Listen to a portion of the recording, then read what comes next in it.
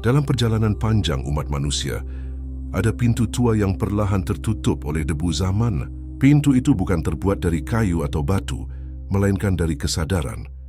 Ia tersembunyi di balik hiruk-pikuk dunia modern yang membuat kita sibuk mengejar apa saja, kecuali diri kita sendiri.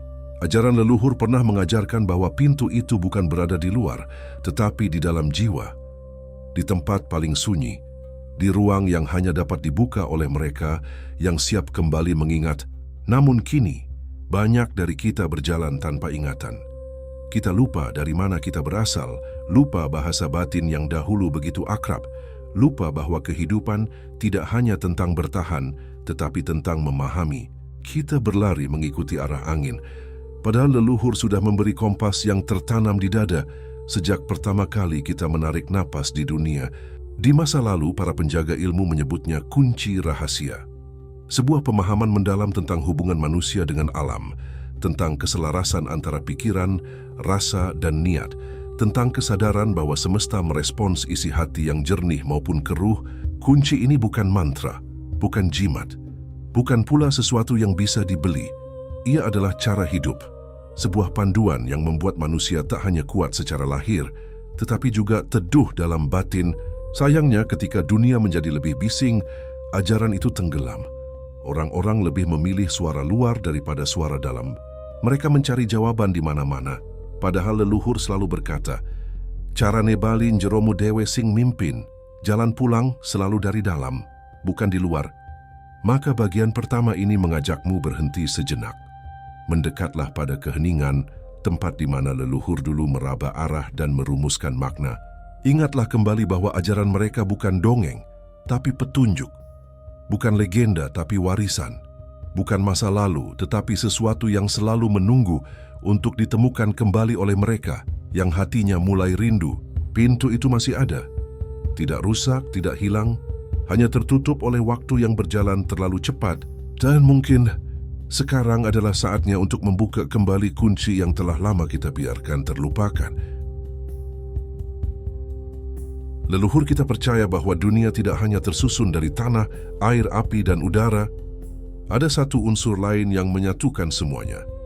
Tenaga rasa, kekuatan halus yang mengalir tanpa terlihat, namun dapat dirasakan oleh hati yang peka.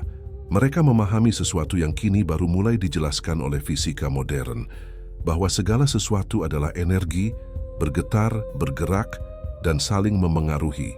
Namun jauh sebelum laboratorium dan teori ditemukan, para leluhur sudah menyadari kebenaran itu.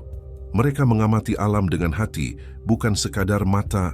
Mereka menyimak desir angin, getaran tanah, perubahan cahaya, hingga gerak halus dalam dada manusia. Dari sana mereka memahami bahwa manusia bukan makhluk pasif. Kita bukan sekadar penerima hidup. Kita adalah sumber energi yang memengaruhi dan dipengaruhi. Ajaran mereka berkata, "Roso iku dudu mung krasa, roso iku daya pangrungwing jagat." Rasa bukan hanya tentang merasa. Rasa adalah telinga batin yang bisa menangkap suara alam dan suara diri sendiri. Sayangnya di dunia modern ini kita terbiasa hidup dari satu pikiran ke pikiran berikutnya. Sehingga rasa menjadi tumpul, kita lebih sering mendengar kebisingan luar daripada gerak halus di dalam jiwa. Padahal, melalui rasa inilah leluhur menemukan arah. Mereka tidak hanya melihat apa yang tampak, tetapi juga memahami apa yang tersirat. Jika pikiran adalah peta, maka rasa adalah kompasnya. Tanpa kompas, manusia mudah tersesat dalam ambisi dan ketakutan. Namun dengan rasa, manusia dapat mengerti apa yang harus dilakukan, bahkan ketika dunia tampak kacau. Rasa itulah yang menghubungkan kita pada energi niat, gelombang halus yang menggetarkan semesta, dan menarik kejadian-kejadian sejalan dengan isi dada. Maka bagian kedua ini mengingatkan, kekuatan terbesar bukan otot, bukan logika, bukan harta, bukan pula gelar. Kekuatan terbesar adalah getaran halus di balik setiap niat, yang diam-diam menciptakan realitas di sekeliling kita. Leluhur sudah lama mengetahui hal ini. Fisika kuantum kini baru mengejarnya, dan kita hanya perlu mulai belajar merasakannya kembali. Dalam ajaran leluhur, ada satu rumusan yang dianggap sebagai inti pembentuk hidup manusia. Cipta, rasa, dan karsa. Tiga unsur ini bukan sekadar kata-kata puitis, tetapi fondasi cara kerja batin, arah gerak energi, dan mekanisme penciptaan realitas menurut pemahaman kuno yang kini sejalan dengan prinsip fisika kuantum. Cipta adalah kemampuan mencipta dalam pikiran. Ini adalah gambaran, bayangan, skenario yang muncul dalam benakmu sebelum sesuatu terjadi. Leluhur percaya bahwa setiap hal yang terwujud di dunia berasal dari ciptamu terlebih dahulu. Tidak ada tindakan tanpa gambaran dalam kepala. Tidak ada perubahan tanpa niat yang dibentuk. Kuantum modern menyebutnya field of possibility. Lapisan kemungkinan yang terbentuk dari fokus dan arah perhatian. Apapun yang kamu pikirkan, berulang kali, perlahan mulai menggumpal menjadi realitas. Rasa adalah energi yang mewarnai cipta. Jika cipta adalah bentuk, maka rasa adalah getaran yang mengisinya. Rasa menentukan arah, kualitas, dan kekuatan dari ciptaanmu. Tanpa rasa, cipta hanya menjadi bayangan kosong. Namun ketika rasa ikut mengalir, ia menjadi gelombang yang memanggil hal-hal sejalan dengan energinya. Leluhur berkata, "Rasa kang nyawiji dadi daya." Rasa yang menyatu adalah kekuatan, bukan kelemahan. Mereka memahami bahwa dunia tidak hanya merespon pikiran, tetapi juga getaran hati. Dan ilmu kuantum hari ini menyebutnya sebagai vibrational frequency, suara halus yang mengatur apa yang kamu tarik dalam hidup. Karsa adalah kehendak yang menggerakkan cipta dan rasa. Ini adalah tindakan, langkah konkret, keputusan kecil yang membuat sesuatu benar-benar terjadi. Karsa bukan sekadar mau. Karso adalah keberanian untuk melangkah meski 1 sentimeter sekalipun menuju bayangan yang kamu ciptakan. Dalam pandangan leluhur, ketiganya tidak boleh terpisah. Cipta tanpa rasa adalah angan-angan. Rasa tanpa karsa adalah perasaan tanpa bentuk, dan karsa tanpa cipta adalah tindakan tanpa arah.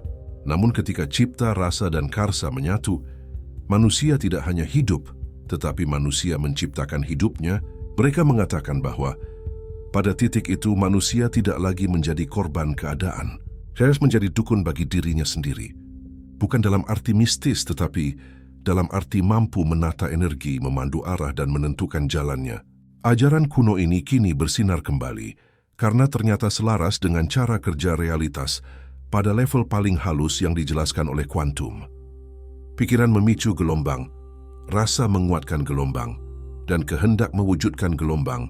3 kunci ini telah lama diwariskan, namun kini saatnya digunakan kembali. Dalam pemahaman leluhur, hidup manusia tidak pernah berdiri sendiri. Ada benang tak kasat mata yang menghubungkan setiap langkah, setiap pilihan, dan setiap pertemuan. Mereka menyebutnya Sangkan Paraning Dumadi, yaitu asal dan tujuan keberadaan. Namun benang itu tidak mengekang. Ia justru lentur berubah mengikuti arah kesadaran kita. Di titik ini, ajaran leluhur bertemu kembali dengan fisika kuantum. Dalam kuantum, realitas tidak bersifat tetap. Ia berubah menurut observasi. Ia mematuhi arah perhatian. Ia merespons getaran batin. Dan leluhur kita telah lama mengatakan hal itu dengan cara yang berbeda. Urip iku gumantung kersaning ati. Hidup bergantung pada kehendak batin. Batin yang tenteram menarik kejernihan. Batin yang terpecah menarik kebingungan. Batin yang yakin menarik jalan keluar. Dengan kata lain, bukan nasib yang menentukan arah hidupmu, tetapi energi yang kamu pancarkan, niat yang kamu tanam, dan kesadaran yang kamu asah setiap hari. Leluhur percaya bahwa setiap manusia membawa benih takdir, bukan peta lengkapnya. Benih itu bisa tumbuh atau layu, bisa menjadi kekuatan atau menjadi beban. Yang membedakan adalah cara seseorang merawat ketiga hal, cipta, rasa, dan karsa. Ketika cipta fokus pada kemungkinan terbaik, ketika rasa menjaganya dengan getaran tulus, dan ketika karsa menggerakkan langkah-langkah kecil menuju arah itu, maka benang takdirmu mulai menari mengikuti energimu. Hidup terasa lebih sinkron, lebih selaras, dan lebih mengalir. Dan leluhur menambahkan satu prinsip penting, urip kudu eling lan waspada. Eling adalah kesadaran, waspada adalah kepekaan. Eling membuatmu tidak tenggelam dalam kecemasan masa depan. Waspada membuatmu tidak terseret arus yang bukan milikmu. Kuantum menyebutnya inner observer, atau bagian dirimu yang mampu memperhatikan tanpa terseret. Bagian yang bisa melihat pikiran tanpa harus percaya semuanya. bagian yang bisa merasakan emosi tanpa harus larut di dalamnya. Ketika eling dan waspada berjalan seiring, kamu tidak hanya memahami hidup, tapi mulai mampu membaca isyarat halus yang datang pada waktu yang tepat. Pertemuan yang terasa seperti kebetulan, perasaan yang muncul tiba-tiba, dorongan hati yang sulit dijelaskan, dan kesempatan kecil yang tak disengaja.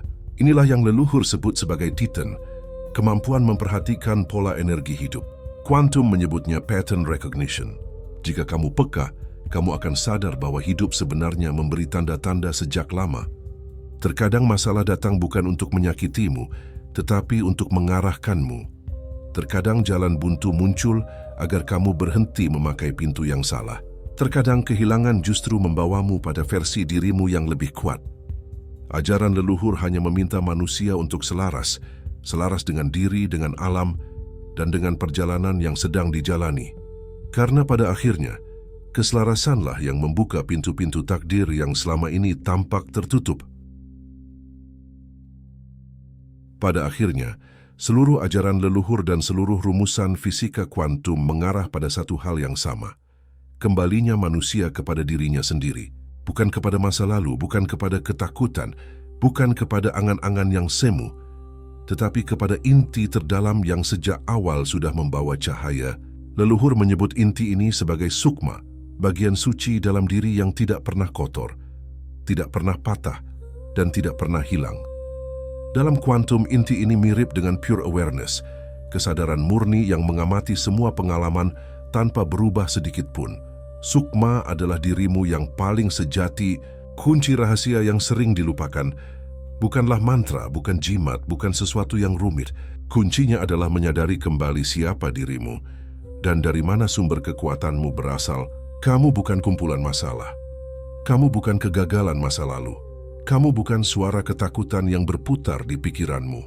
Kamu adalah energi yang terus hidup, terus bergetar, terus berkembang. Ketika kamu menyadari hal ini, maka belenggu yang selama ini mengekangmu mulai terlepas satu persatu. Leluhur berpesan, sing nyawiji bakal dadi. Sing ora nyawiji bakal buyar. Yang menyatu akan menjadi kuat, yang tercerai akan melemah. Nyawiji berarti menyatukan seluruh bagian dirimu. Pikiran, perasaan, tindakan, dan kesadaran. Ketika keempat unsur itu berpadu, hidupmu menjadi lebih jelas. Kamu tidak lagi berjalan dengan ragu, tidak lagi bersembunyi dari takdirmu sendiri. Kamu mulai menegakkan diri sebagai manusia yang utuh. Di titik ini, kuantum berbicara tentang coherence, keadaan ketika seluruh sistem energi dalam diri berada pada frekuensi yang sama. Tubuhmu terasa lebih ringan, intuisi lebih tajam, keputusan lebih tepat, dan arah hidup seperti memancar dari dalam. Inilah saat ketika kunci rahasia benar-benar bekerja. Ia membuka pintu peluang baru, mempertemukanmu dengan orang yang tepat, dan membimbingmu menuju peran yang memang sejak awal disiapkan untukmu. Kamu mulai memahami bahwa setiap rasa sakit adalah ajakan untuk tumbuh. Setiap kehilangan adalah dorongan untuk menemukan kembali nilai dirimu. Setiap kegagalan adalah penunjuk arah, bukan akhir perjalanan. Dan yang paling penting, setiap jiwa membawa tugasnya masing-masing, sebuah amanah yang tidak pernah dititipkan kepada orang lain. Kamulah yang memegang kuncinya. Kamulah yang dapat membuka pintunya. Maka ingatlah, kunci rahasia bukan sesuatu yang harus kamu cari jauh-jauh. Ia tidak berada di gunung, tidak tersembunyi di laut, dan tidak dijaga oleh siapapun. Kunci itu ada di dalam dirimu, menunggu untuk diputar.